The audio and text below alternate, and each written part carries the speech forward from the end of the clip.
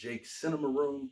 Today I am going to be talking about the latest movie from Marvel and in the MCU, The Marvels. I got the chance to check out an early screening of it last night, so I'm going to give you guys a bit of a rundown on the movie and give you my thoughts on it. So with The Marvels, we are following, once again, Brie Larson as Carol Danvers. Somehow her powers get intertwined with Monica Rambeau, who we last saw in WandaVision, and Kamala Khan, who we saw in her own TV series, Ms. Marvel. All three of these characters get their powers intertwined because of something going on in outer space, which leads them all to have to work together to not only have to figure out how to control their powers between one another, but to stop a new villain that is trying to do something deadly once again, as we typically see in these Marvel movies. You know, it's kind of the same thing, but that's not to say that this movie's bad or anything like that, because it's actually, surprisingly, in my case, very entertaining. I actually really enjoyed this movie. It caught me off guard because, you know, with the first Captain Marvel movie, I thought it was fine. You know, it was good enough. It was a decent origin story. The problem there is it felt like there wasn't anything that really set any like high expectation of stakes for the character. So while it was nice to get an introduction to Carol Danvers and Captain Marvel, it just didn't really have a whole lot going on elsewhere besides her good dynamic with Samuel L. Jackson as Nick Fury. There was good chemistry there. I thought Brie Larson was good in the role. However, I did feel that her character was poorly written. Here, it gets amped up a bit more. I think her character has more to do because she's got other people that she's kind of bouncing off of and playing around with. And it allows her character to kind of breathe a little bit more and just work better overall. Because, you know, the few times that she's popped up in the MCU, unfortunately, she hasn't had a whole lot to do outside of her own movie. And now here she is teamed up with other characters. And the best dynamic of the movie is how these three characters play off of each other.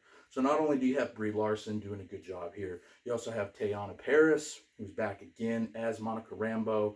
She's bringing a lot to her character. We get a little bit more fleshed out with her character and a little bit more depth behind her.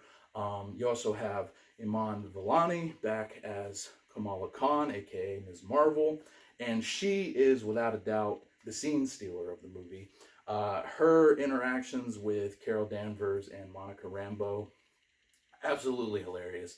She's exactly what she's supposed to be. You know, she's a teenage girl who is in love with superheroes. She has a big, you know, she's a huge fan of Captain Marvel. Basically, named her own self after Captain Marvel. So seeing her fangirl out and just interact with these characters who are much older than her, and just seeing her little tendencies come through and interacting with them, it's all fun and pretty hilarious. And like I said, it's definitely one of the best dynamics of the movie. You also get Kamala's family back again, her brother, mom, and dad.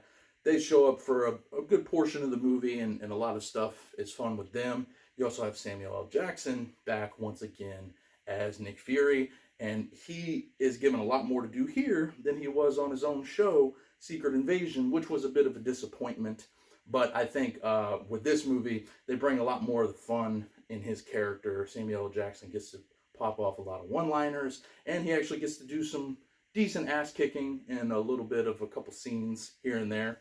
Which leads me to the next thing I wanted to talk about. The action in this movie is actually really cool because these characters have their powers all interlocked and intertwined and everything.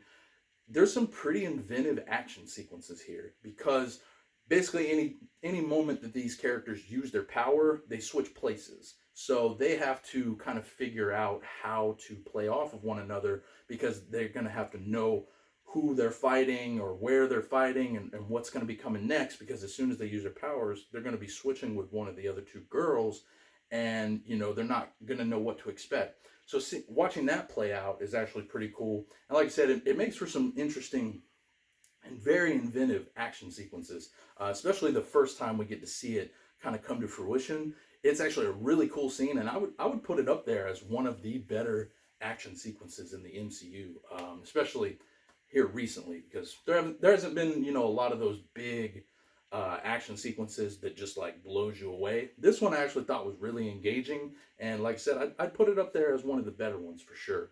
Now on the disappointing side, there is the villain here. Unfortunately, I forgot the actress's name, but the character itself is just not very well put together. And unfortunately, that's a big problem with a lot of these MCU movies, is the villain is just rather weak. Here it's another story of, oh no, something happened to, me and my planet because of Carol Danvers, so now I want revenge, yada yada yada. I'm, doing this out of spite and revenge. That's great. But unfortunately, there's just not a whole lot of depth given to the character. And while the actress is fine in the role, there's just not a whole lot going on there. So unfortunately, it's one of the, lesser points in the movie. The CGI and the effects here, I thought actually worked pretty well. There are some moments here and there where it does look a little shoddy.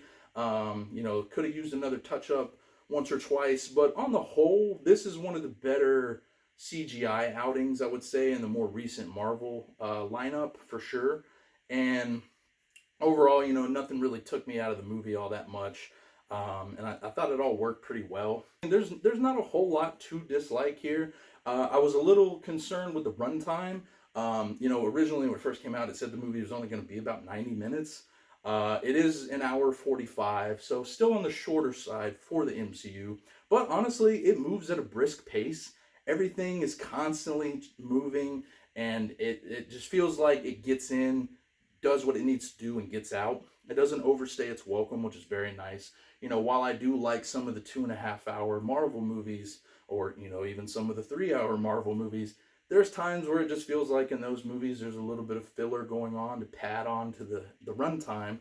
And this being, an hour 45, it's actually kind of perfect. It feels more like, some of those earlier Marvel movies that weren't concerned with just packing so much in, and you really don't lose anything as far as any character development or anything like that. There's enough here to entertain, and while there are some shortcomings here and there for the most part, overall, like I said, it's just a solid movie. It's solidly fun, it's entertaining, it's just a good time at the movies. You're gonna laugh, you're gonna enjoy, what's going on.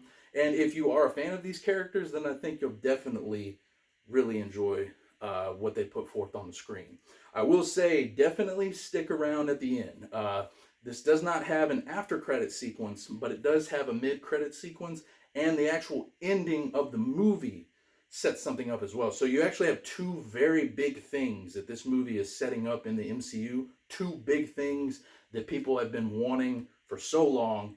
And I'm not going to spoil it, but you definitely, honestly, those two things are worth the price of admission alone. If you have your doubts about this movie and you're not sure about it, or you don't like the characters, whatever your gripes might be, it's honestly worth it just to see these two sequences, because it's setting up some pretty crazy things that are going to happen in the MCU later on. So like I said, all in all, it is a very fun movie, solid overall, and, just a good time. I would give it a 7 out of 10. Like I said, it works more than it doesn't. It does have some things here and there that don't work, but overall, it's fun. And it's a definite step up from the first Captain Marvel movie. I will give it that. That's about it from me, guys. If you get the chance to see the Marvels, please let me know what you thought about it in the comments below. Be sure to subscribe to the channel for more reviews. I'll leave all my links down below on where you can follow me and check out more of my reviews. And until next time, I will catch you all later.